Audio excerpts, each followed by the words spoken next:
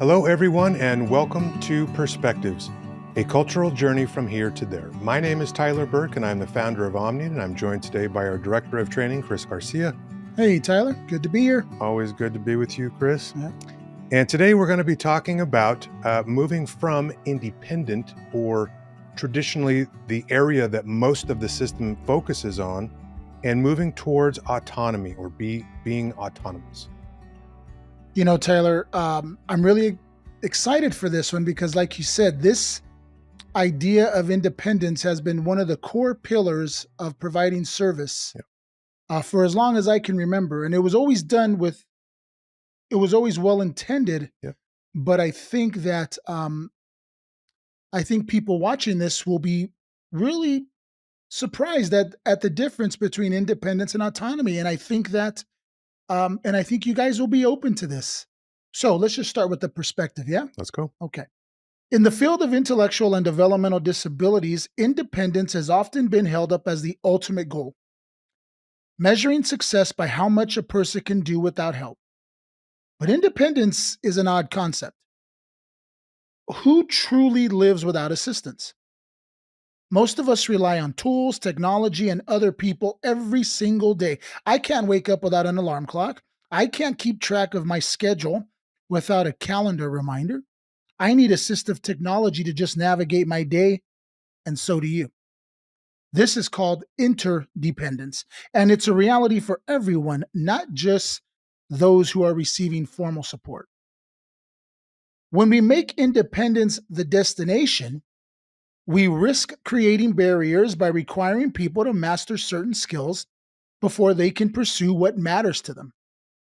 Autonomy offers a different path.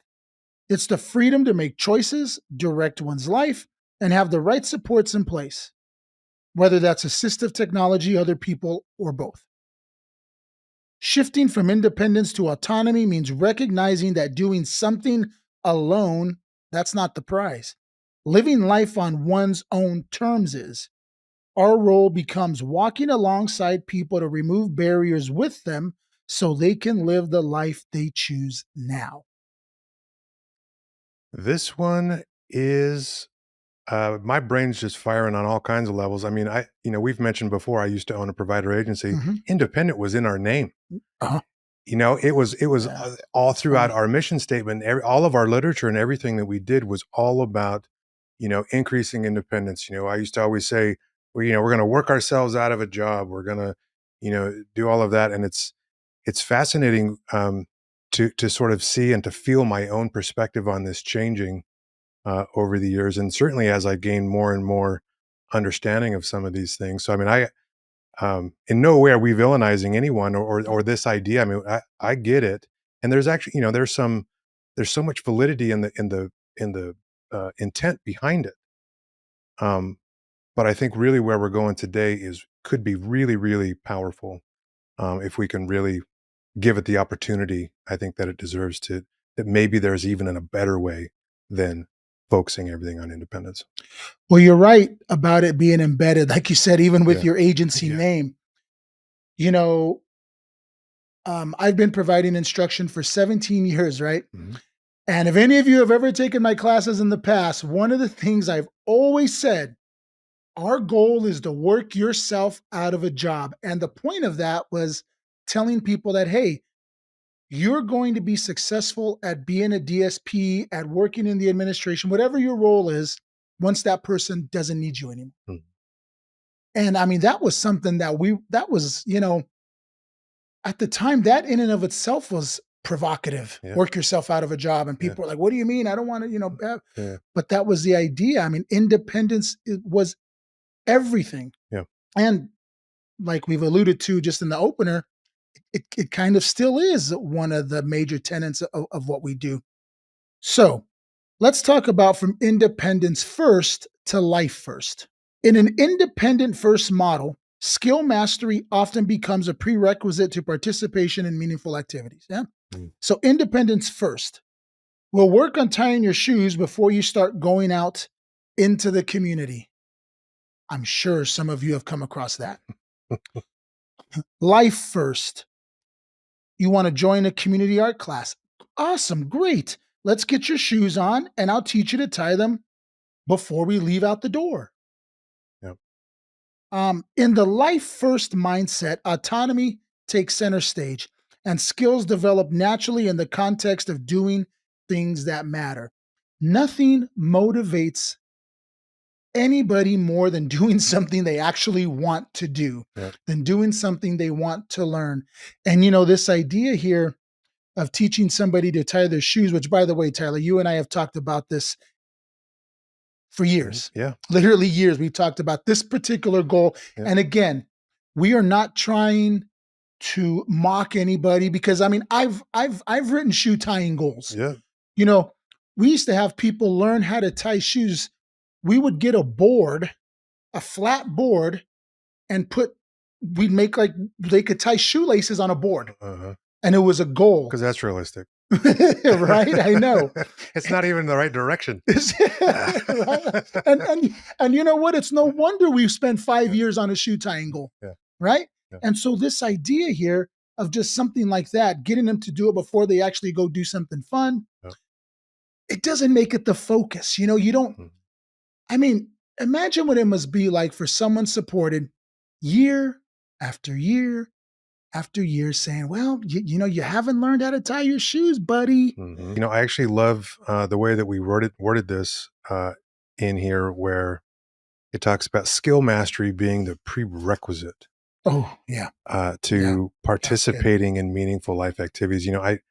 I've heard it a lot over the years where people are, it comes up in like planning meetings, a lot of person-centered, planning, even documents and things where it's like, once the person learns these 5 things, then they'll be ready to move out on their own or to, make this next sort of big life step. As soon as they learn how to cook independently, as soon as they learn how to do their laundry independently, Yeah. all of these things as these prerequisites, we're like, it's like skill acquisition and competency becomes like this gatekeeper and this like thing that you've got to prove yourself before you go out and actually, have this additional experience. It makes me think of the phrase, you don't have to learn French to go to France. That's right. Yeah. Like imagine if learning French was the prerequisite to going to France. That doesn't make any sense. In fact, the best way to learn French is to go to France. So when we're talking about, meaningful participation in meaningful activities, imagine if that gatekeeper didn't exist and the person was allowed to then go into their, get their own place, and then start learning how to cook and do laundry and things. I guarantee that person's going to learn a whole lot faster in their own environment with that own sense of this is my place than through simulated activities or trying to prove their way into access to additional experiences. Yeah. It's a total Absolutely. flip of the thinking and when it comes to how we go about teaching people. Yeah. You know what else when you mentioned the gatekeeper Mhm. aspect, right? Which is huge. Yeah. It also does feed into a mindset where, I'm in charge. Mhm. I'm the one that calls the shots. Yep. You don't do nothing unless I say, Mhm. unless I put it down on paper for other people to see that you've mastered this, but I'm the one that does that. Yep. Okay. Skills and habits. Let's talk about that. Yeah. Okay. To move from independence to autonomy, we can write goals that support autonomy. So in order to increase independence, try in order to increase decision making skills, John will, whatever it is, Fill in the blank. or in order to increase self determination, John will experience 3 new foods, activities, hobbies, etc. Mm. And again, that in order to increase independence, right? And it was Mhm. always John will do this on his own. Mhm. And the goal was to be like, well, John, pass or fail, man.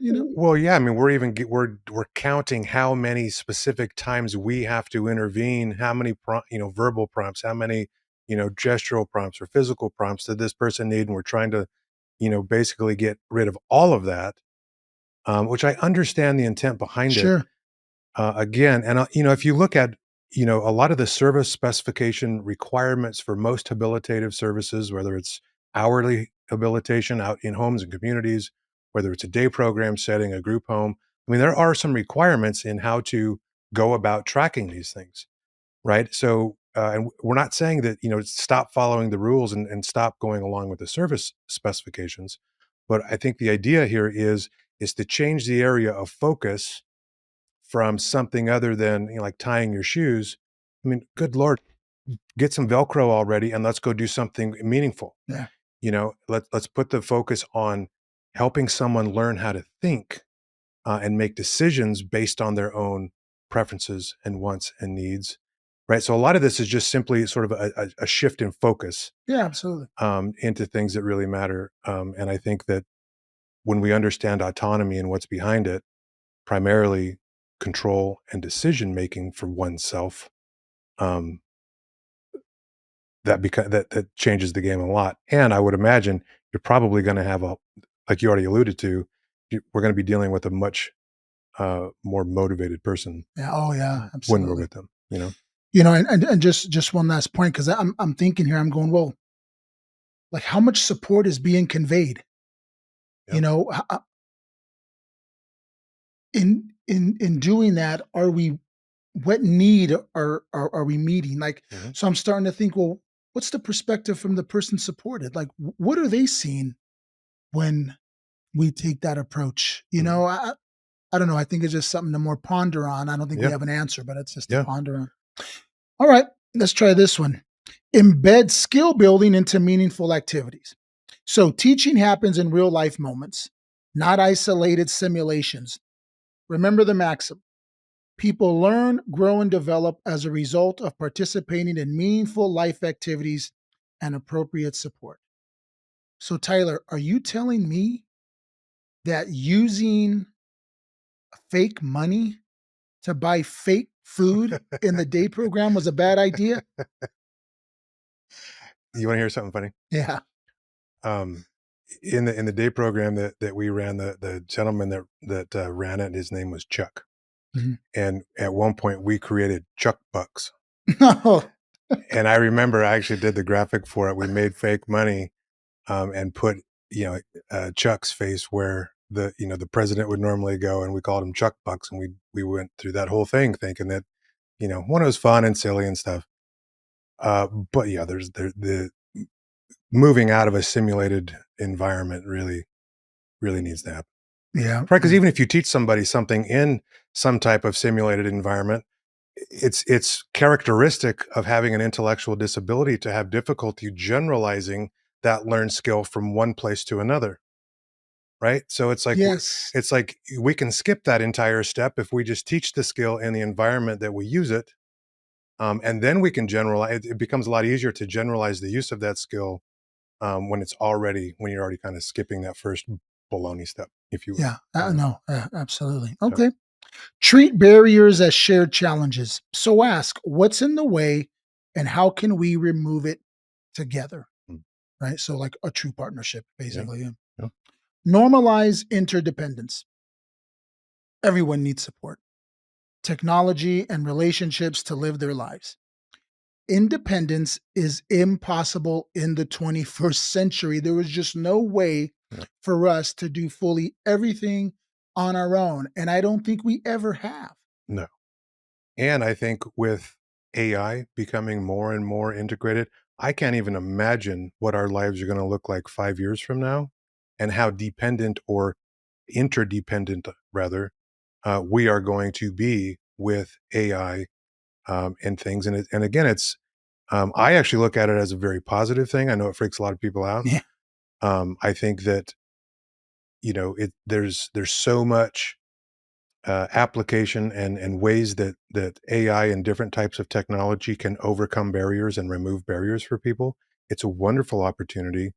We just can't get stuck in the fear of it. Number one, but two, to really start, and we talk about this on every episode of this, is getting into a creative mindset where we can start to look at technology as a way to overcome barriers with people. Absolutely. And we're going to be becoming more and more interdependent with that all the time. So I think as a culture, we've, this whole idea of independence doesn't fit, and it's going to be even more ridiculous 5 years from now.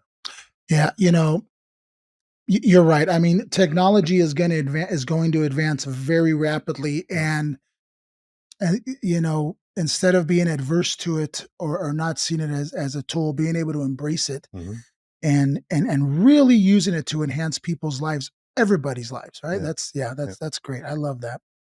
Okay, this is a big one. Identify and integrate with natural supports. Yep. That means that, hey, we can depend on friends, family, neighbors, and I think really importantly, community resources, right? Mhm. If we're gonna assist somebody in opening up a bank account, let's take them to the bank, but let's let the person at the bank assist them with Yeah. that. We don't need to assist with that, right? Yep. I mean, Yep. No, I mean, I don't know if you've noticed or not, but you and I have natural supports in every aspect of our life. absolutely. You know what I mean? And even if we keep using the example of maybe like somebody moving out on their own or something. Do you remember what it was like when you were, I don't know, did you move out at 18, 19? I did. You Yeah, remember what that was like? yeah. You It was remember how incompetent and unskilled and right? How many, good Lord, uh, we didn't have it all together. We didn't have all of the skills acquired. There were so many things that we both were completely clueless of, but that's just life. And that's how it goes. And we learned by going out there and doing it, not prepping in a simulated environment. Yeah. absolutely, yeah, yeah. We're allowed to go out there and fail, right? Mhm. What's the saying we have in our field? Dignity of risk, Yeah. right? Yeah. Yeah, we're allowed to put our Yeah. dignity on the line and come home with our tail between our legs sometimes. Yeah, And you know what? In hindsight, some of those times were things that I'll never forget, and absolutely. I had so much personal growth happen through some of those, m even the failures probably more than the successes, um, and I think again, it comes back to a reframing of what are we here to do? It's not to teach people new skills. Isolated, that is a part of it, Yeah, but for we put sure. all of our focus into that. I think if we need to reframe this and start looking at what we're here to do is to help people experience life. And, teaching skills will be a part of that, of course, but helping someone learn how to think, understand their preferences, and make decisions as the framework of it all, and skill acquisition will happen inside Sure. of that.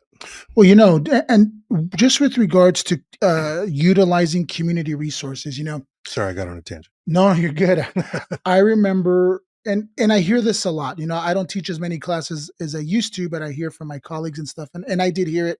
And even when I was providing direct support in that way, one of the common complaints of going out into the community, as we say, Mhm, is we'd say, oh, well, they're always being stared at. mhm, People I remember we had issues at the Fiesta Mall where they actually asked us to leave. Now the Fiesta Mall is no longer around, so I can say that, mhm. right? But they asked us to leave. They didn't want, and so Got and I kicked out of the Fiesta Mall. yeah, we did. We actually did. And Borders Books across the street. No, that's not around either. But okay, I'm just saying. Anyhow, that's another story. But Uh, the point of that is this: if we promoted and assisted people we support in using community resources, mhm, then it's not going to be something that's new to people because you know, it's the people at the bank, the people at the grocery store, the employees there. Then they're going to be used to mhm. engaging with people that we support. Yeah, It's nothing new. It's not a novel experience anymore right. because they're actually doing the same stuff we do, Yeah. and that's why I think this is so important. Well, and on a side note, um, we were having a conversation earlier offline, um, and we were talking about, like community inclusion and community Yeah, integration types ideas. And what you just described was also giving the community, and I can't say that word without doing yeah, this, right? Because it's the community. yeah. Um, being out in public and people in society, right? It gives them the opportunity to also interact with, engage, learn about people who, are autistic, learn about people who, have different disabilities that maybe they don't encounter all that often. And maybe, just maybe, they'll realize that, hey, this isn't so bad. That's right. People with disabilities are, I don't have to treat them any different than I do everyone else. So I think this is also an opportunity to actually from a cultural standpoint, Great point. assistant. Absolutely.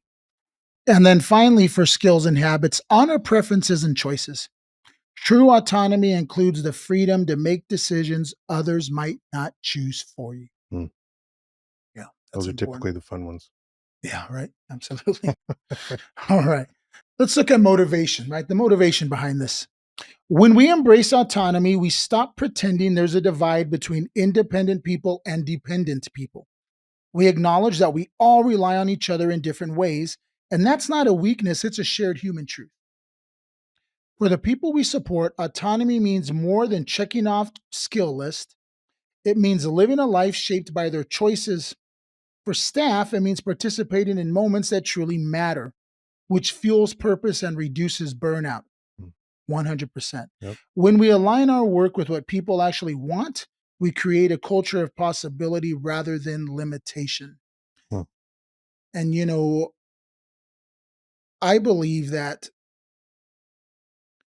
one of the big issues we have in our field is turnover, right? mhm, And I think that if staff actually were able to see real growth like we're talking about here, yeah. that might actually make someone want to stay Mhm, at this particular job a little longer. And I know there's a lot of factors that go into that, but mhm, the reality is that, yeah, like when we focus on autonomy, the motivation for not only the person supported being motivated by their own fulfillment, but I think for the DSP, for the people in leadership, when they see that, well, that's motivation for them too. Like, mhm, I'm really making a difference mhm, in this partnership. yeah. And in what we do, I mean, man, there's not a much more than that. I mean, then we can get out of it. You know, we I love your point. In last week's perspective, we talked about this being a civil rights movement, Yeah. and it is. Mhm. And I know that sometimes we get some weird looks when we use language like that Yeah. from different people. Mhm. And I have an assumption that probably the reason we get those looks from time to time is because if you spend your day playing bingo and helping someone learn to tie their shoes, it may not feel like a civil rights issue, Yeah.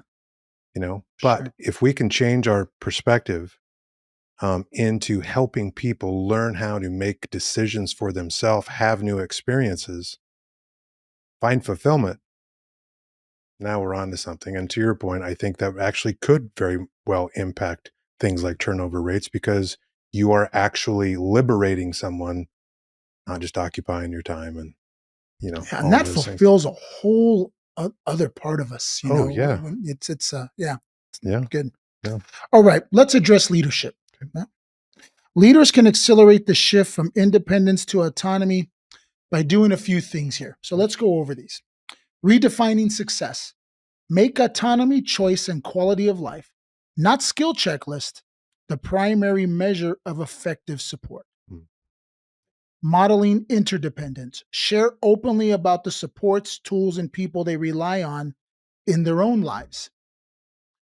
Now, with that one, Tyler, what I'm hearing, and I'd like your thoughts on this, Mhm. is that the leadership, this is going to sound weird, Mhm. but almost needs to like humanize themselves maybe Mhm. a little bit more, if it's not there, to like the people they supervise, Mhm. uh, you know, show some vulnerability. What do you think? Yeah. Authenticity, There you go. Yeah. transparency. I think that, there's a reason that we call this series a cultural journey Mm. because these are cultural issues and so much of these topics are not going to go over well without the support of the administration, the executive leadership, middle management, supervisors, and things, right? And the cultural shift that can happen within organization by an executive, um, CEO, a founder, whatever, who can display transparency and authenticity and ask for help from, from DSPs, Yeah. from middle managers and things. Yeah, model it, man. These ideas and topics apply to everyone, not just people with disabilities. Empowering flexibility. Mhm. Give staff the freedom and resources to prioritize life first moments, even if it means changing the plan in the moment. Mm. Man, that's huge. Yeah. That's huge. And, you brought up last week's course that we did, and the idea that autonomy is motivating. That's basically what this is saying. I was just reiterating that point. Mhm. Yeah. I think that was you actually making that valid point. Really? I think Nice. so. All right. Nice. And then celebrating barrier removal. Recognize and reward examples of staff supporting people and living the life they choose, regardless of how much assistance is needed. Absolutely. Yeah, I love it. When leaders normalize interdependence and frame autonomy as the goal, they help create a culture where people can live fuller and freer lives. I mean, again, I think that sums it up, right? Having a full, free life. To reiterate the point and the purpose behind this, and again, and it seems to keep coming up almost every week that we do this, there is a liberation for the people that we support from a system that typically holds them down in so many ways. And you get to be a part of helping people break free from that and experiencing things on their own terms, by their own choice, and live a life by their own design. Come on, that's good. Yeah. So that brings us to the one thing. So regardless of where you are in your journey from here to there, from focusing and putting all of our energy into independence to moving towards helping someone experience self-determination, autonomy, choice, control, decision-making. Let us both remember the one thing, to remember what it is we're here to do. So join me in saying, today I choose, in my role, to assist people in getting their needs met.